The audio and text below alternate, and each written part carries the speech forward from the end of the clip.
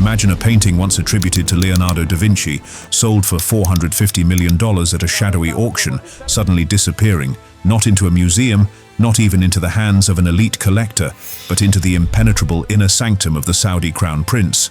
No public unveiling, no curatorial analysis, just silence. This isn't fiction or some conspiracy thriller. This is the real, chilling saga of Salvator Mundi, the most expensive artwork ever sold in human history, and its buyer. Leonardo Salvator Mundi selling here at Christie's. $400 million is the bid, and the piece is sold.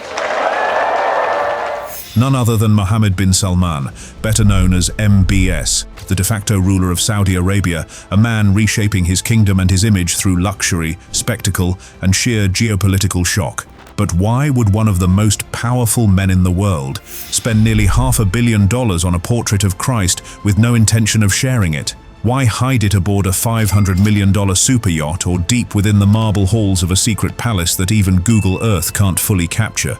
And what if this wasn't about art at all, but about symbolism, control, and dominance? What you're about to hear is not just about a lost painting. It's about a calculated move in the global chess game of influence, where the ultra-rich use history, culture, and beauty not for appreciation, but as weapons of power and isolation. Buckle up, because this story isn't just about a missing masterpiece. It's about how controlling the unseen can be the most powerful display of all. The purchase, the disappearance, and the symbolism. In 2017, the painting Salvator Mundi went under the hammer at Christie's in New York. The world held its breath. This was no ordinary piece. It was attributed to Leonardo da Vinci himself. Bids soared to an unprecedented $450,312,500. The buyer, anonymous. But insiders quickly pointed to the Saudi crown prince. Not directly, of course. The acquisition was made through a mysterious proxy, Prince Badr bin Abdullah, a relative unknown in the art world, but documents leaked to the New York Times soon revealed that Badr was merely a front. The true owner, MBS. This wasn't just a record-breaking purchase, it was a deliberate, calculated spectacle. The astronomical price tag stunned the art world, but to MBS it was pocket change in exchange for something far more valuable: symbolism. To outbid every museum, oligarch, and Western billionaire for a lost Da Vinci was not simply about ownership, it was about narrative. It allowed MBS to insert himself into the cultural history of the West, not as a participant, but as a disruptor. After the sale, the painting disappeared. No museum exhibition, no press tour, only rumors. Some sources claim it resides aboard MBS's superyacht Serene, a $500 million floating palace complete with helipads, swimming pools, and even a submarine. Others believe it hangs in a private cultural palace in Al Ula, far from public view. Why the secrecy? The answer is simple: power. By isolating the work, MBS turns the painting into more than just art. It becomes a symbol of total control.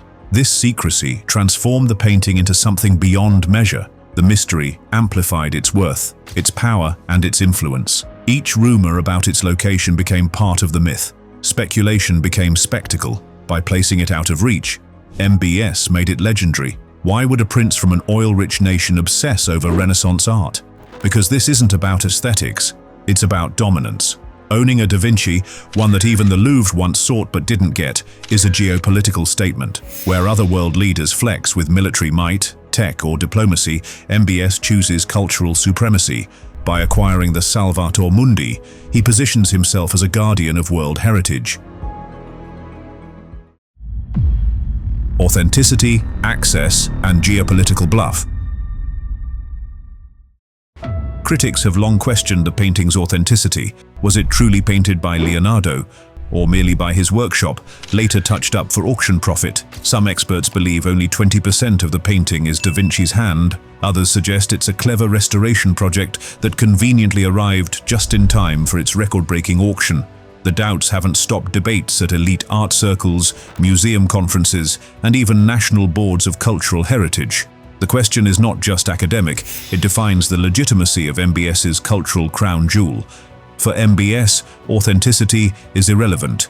The myth is what matters. A disputed Da Vinci, shrouded in secrecy and shunned by public museums, only adds fuel to the legend. And that legend controversial, cloaked and culturally volatile, is far more valuable than verified brushstrokes. It's not about what Da Vinci touched, but what the world believes he did. What MBS did with the Salvator Mundi defies all artistic norms. No museum donation, no public viewing. Even the Louvre, the holy grail of global art institutions, was denied access despite high-level diplomatic efforts involving French presidents and Saudi emissaries.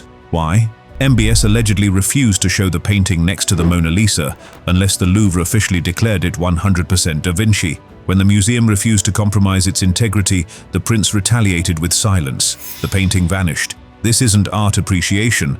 It's geopolitical bluff at its finest, a play for cultural dominance disguised as a private acquisition, a move that repositions the balance of soft power in the Middle East. Strong evidence suggests the Salvator Mundi now hangs in Al Yamama Palace, the administrative heart of Saudi royalty, a location not listed on Google Maps. A fortress with hundreds of rooms, its own hospital, airport and satellite-proof walls. There are no tourist guides on these walls, no curators, no art critics. Only the world's most controversial painting, possibly hanging across from a portrait of MBS himself. Cultural dominance and strategic isolation.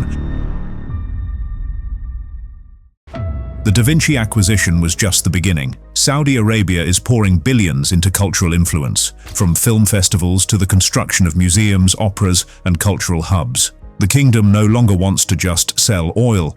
It wants to export identity. In this grand strategy, the Da Vinci is a trophy, the flagship of a civilizational offensive, art as strategy, aesthetics as ideology, and behind it all, a crown prince who knows true power lies in shaping what others worship. This move is part of a larger, calculated plan under Saudi Vision 2030. MBS aims to rebrand the kingdom not as a desert state, but as a global cultural powerhouse. Alongside hosting major sporting events, sponsoring international fashion weeks, and investing in global entertainment empires, the kingdom is carefully curating its narrative. In this rebranding, owning the world's most controversial and valuable artwork sends an unmistakable message. Saudi Arabia isn't just watching the cultural game, it's rewriting the rules. Access to the truth about the painting is blocked by diplomatic walls. Even art historians can't examine it. No X-rays, no pigment analysis, only mystique. Even the Louvre had to issue an appendix stating the painting was probably not fully by Da Vinci,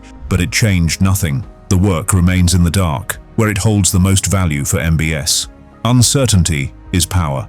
What if the Salvator Mundi is never seen again? What if it slowly fades in a climate-controlled vault in Riyadh? What does that say about our era? In a world where information is currency, MBS bought something invisible, and thus priceless. He owns a divine icon and wields it like a weapon. The Salvator Mundi is not just a painting, it's a metaphor for a new world order, where power is no longer measured only in tanks or bitcoins, but in image, secrecy, and the illusion of cultural supremacy. Mohammed bin Salman understands this. He possesses a treasure the world craves, but may never see, because in his universe, to hide is to prove possession. So, would you rather own a masterpiece no one can see, or freedom without power? Tell us in the comments. One compelling response will win a luxury mystery gift. Subscribe and like now for more revelations from the hidden worlds of wealth, power, and myth.